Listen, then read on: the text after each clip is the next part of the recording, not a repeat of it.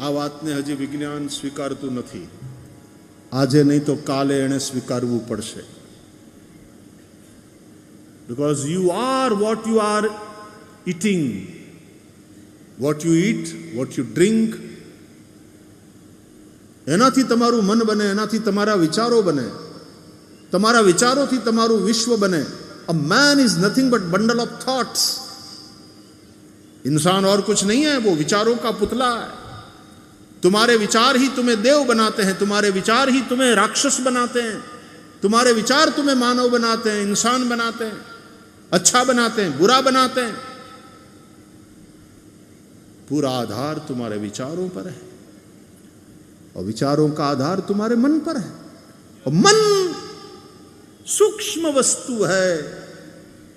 वो जो खाया है, पिया है, जो आहार, उससे बनता है मन.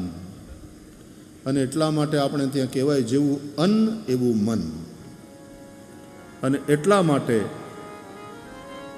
જે સાધકો છે, વૈષ્ણવો છે, આધ્યાત્મિક પુરુષો છે, એ ગમે ત્યાં નથી ખાતા, ગમે તે નથી ખાતા, ગમે ત્યારે નથી ખાતા.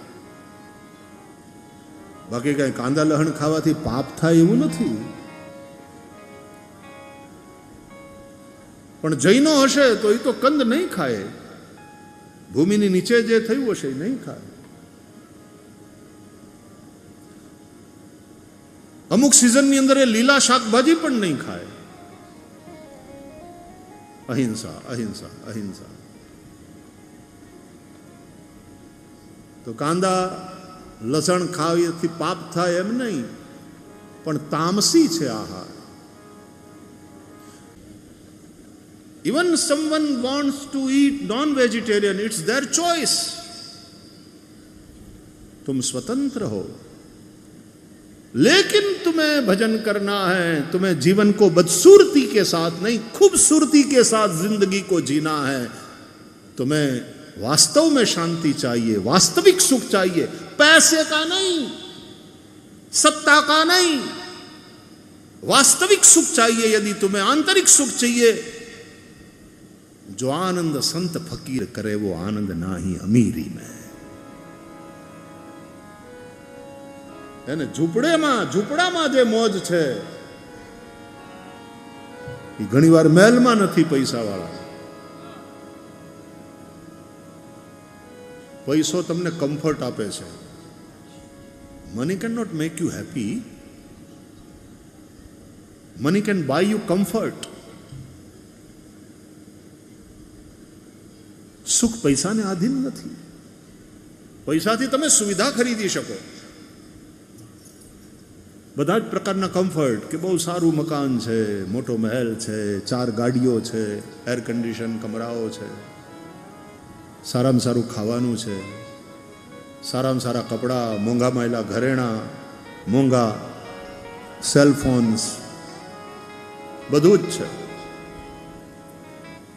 પણ તેથી કરીને કંઈ દુઃખ જતું રહેશે તમારા જીવનમાંથી?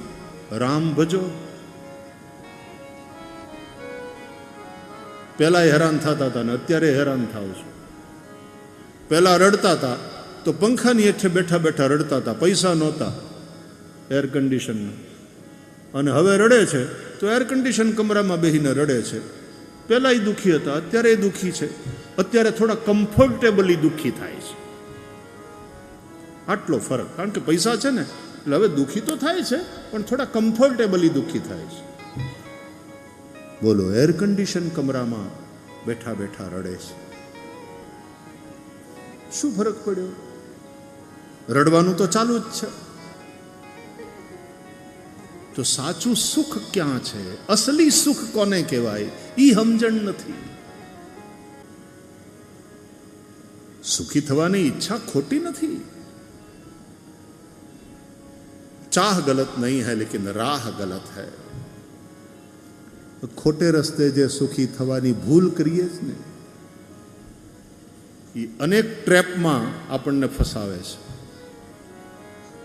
और दुखी थी.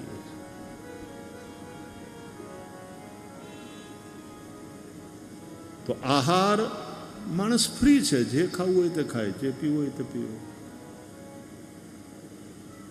પણ એના પરિણામ તો પછી જે હશે એ ભોગવવા પડશે. હાજી. અને એટલા માટે જે સાધક છે, સાધુ છે, વૈષ્ણવ છે, ભક્ત છે, ધાર્મિક વ્યક્તિ છે, એ સાત્વિક આહાર.